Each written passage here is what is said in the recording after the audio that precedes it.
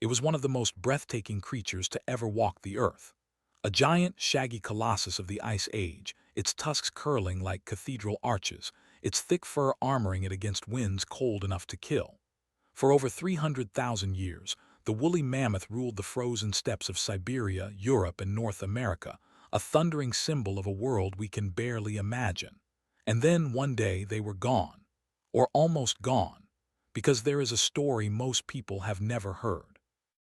A story about the very last mammoths, a small, forgotten population clinging to survival on a remote island at the edge of the Arctic Ocean, long after every other mammoth on Earth had already vanished.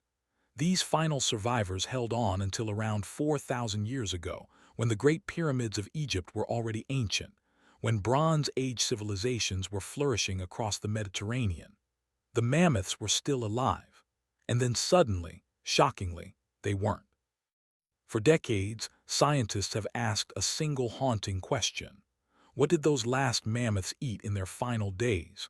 What was in their stomachs when the world closed in around them? And what does that last meal tell us, not just about how they died, but about why every mammoth before them had already been erased from existence? Now, after centuries of wondering, science finally has answers, and they reveal far more than anyone expected.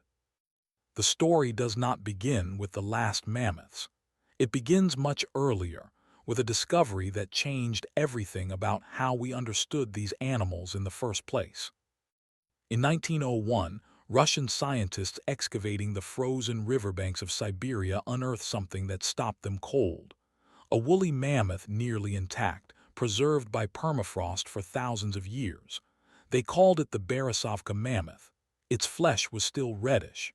Its fur was still attached, and when they examined its mouth, they found something staggering. The preservation was so exceptional that scientists could analyze the contents of its stomach and mouth, providing direct evidence of what this woolly giant ate in its final moments. There was still undigested food between its teeth and tongue. Buttercups, leaves, and grasses found in the mouth of the Borisovka mammoth, right there between its teeth and tongue. A mammoth, flash frozen mid-chew. The presence of undigested food in its mouth suggested something sudden and catastrophic had happened, an event so fast and so violent that the mammoth never had time to swallow its last bite. Scientists were stunned, but this was only the beginning of the puzzle. For years afterward, the assumption was simple. Mammoths ate grass. They were the elephants of the Ice Age, massive grazers plowing through the tundra. The Borisovka mammoth's stomach seemed to confirm this, but as more frozen carcasses were discovered across Siberia and the Arctic, a new and far more complex picture began to emerge.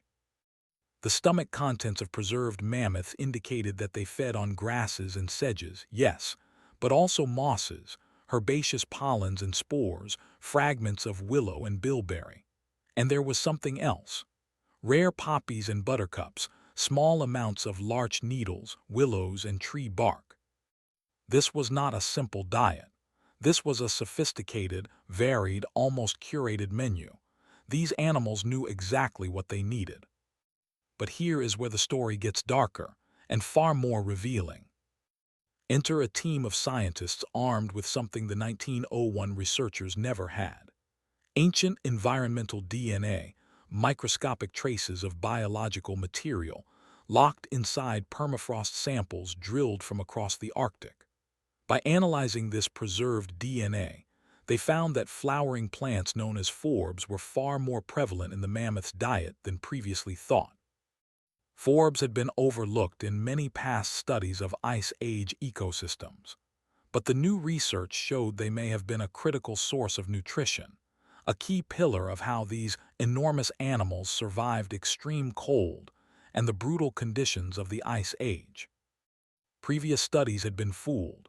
They relied on counting pollen grains trapped in ancient sediments, but grasses produce vast amounts of pollen. Forbs produce very little. So for decades, the picture painted by the pollen record was deeply misleading. The mammoths were not simply grazing grass eaters. They were precision feeders, dependent on a rich, flowering ecosystem that most scientists had failed to even see. And this realization, this correction to a century of assumptions, led directly to one of the most devastating discoveries in paleontology. Some 10,000 years ago, the researchers found the flowering broad-leafed forbs, sagebrush, yarrow, mums, tansies, disappeared from Arctic steppes, which became more dominated by grasses. That vegetation change was described as a likely key reason for the decline and extinction of many megafauna species. Let that sink in. The mammoths did not simply freeze. They did not simply starve. They were starved of something specific. The food that had sustained their species for 300,000 years, the flowering plants, the forbs, the rich, diverse vegetation of the Ice Age steppe, was disappearing beneath them. The world was changing faster than they could adapt. And without that food, the great herds of the mainland began to collapse. Geneticists analyzing ancient environmental DNA proved that when the ice sheets melted, it became far too wet for the giant animals to survive because their food source, vegetation, was practically wiped out. It was not the cold that killed them. It was the warmth. A warmer, wetter world replaced the dry, flower-rich steppe with something the mammoths could not eat enough of to survive. By 10,000 years ago, mainland mammoths were gone. But not all of them. In a remote, mist-strapped island north of the eastern tip of Siberia, a small group of woolly mammoths became the last survivors of their once thriving species. This was Rangel Island, a mountainous Arctic outpost so inaccessible that the explorer it was named after never even managed to reach it. Rising global sea levels had cut these mammoths off from the mainland around 10,000 years ago. They would survive as a small, isolated population for over 200 generations. And here is where the final chapter of the mammoth story becomes both extraordinary and heartbreaking. The genome data indicated that the population isolated on Rangel originated with at most 8 individuals, then grew to around 200 to 300 mammoths within about 600 years and remained stable. 8 animals, the founders of the last mammoth population on Earth. From 8, they rebuilt. For thousands of years, this tiny island herd endured. While human civilizations rose and fell on the other side of the world, while Stonehenge was constructed and the pharaohs ruled Egypt, these mammoths grazed on their island, ate their forbs and grasses, and survived. But then the isotope data from their bones, nature's own chemical diary, began to tell a disturbing story about their final meals.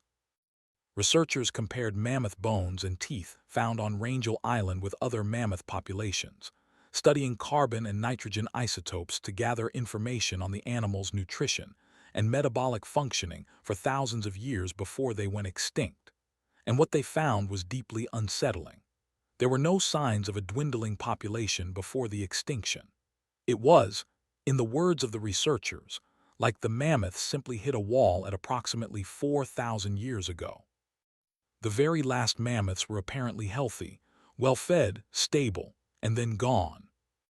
The researchers suspect they died out due to short-term events, such as extreme weather. One example is an icing event, a sudden, catastrophic freeze that could have covered the ground in a thick layer of ice, preventing the animals from finding enough food. Picture it. A population of a few hundred mammoths, the last of their kind, moving across Rangel Island searching for their forbs, their grasses, the specific flowering plants their bodies had depended on for millennia. And then the ground simply sealing over, ice covering every plant. No way to dig down, no way to eat. The last mammoths, starving on an island surrounded by frozen ocean, waiting for a thaw that perhaps came too late. An infectious disease, possibly brought to the island by birds, is another possibility. The mammoths may have been particularly vulnerable given the reduced diversity in their immune system genes. Alternatively, a tundra fire, a volcanic ash layer, or a single catastrophically bad weather season could have caused a devastating failure of plant growth. Given how small the population was, even a random, unpredictable disaster could have finished them. The last meal of the last mammoths was not eaten in a moment of peace. It was eaten at the edge of an abyss, by animals whose species had already been stripped of the rich, flowering world that had built them, forced onto an island refuge, surviving against all odds for thousands of years, only to be felled at the end by something sudden and catastrophic and possibly absurdly random. The last known mammoths lived on Rangel Island until 4,000 years ago, around 2000 BCE, centuries after the dawn of human civilization, and around the same time as the construction of the Great Pyramid and the Sphinx of ancient Egypt. The pyramids were new, the mammoths were dying. What this story ultimately reveals is something that reaches far beyond the Ice Age. The mammoth's final meals, decoded from frozen stomach contents, from permafrost DNA, from isotopes locked in ancient bone, tell us that the most powerful creatures on Earth are not killed by the obvious threats. They are destroyed slowly, invisibly, by the quiet disappearance of the things they need, by a world that changes faster than they can follow. The mammoths survived ice ages, volcanic winters, and a 300,000-year parade of catastrophe. What finished them was flowers going extinct. The last mammoth ate its last meal on a frozen island, surrounded by the ruins of its ecosystem. And we decoded it. Thanks for watching. If this story gripped you, don't forget to like, subscribe, and explore more discoveries that continue to reshape our understanding of the world and our place in it. Until next time.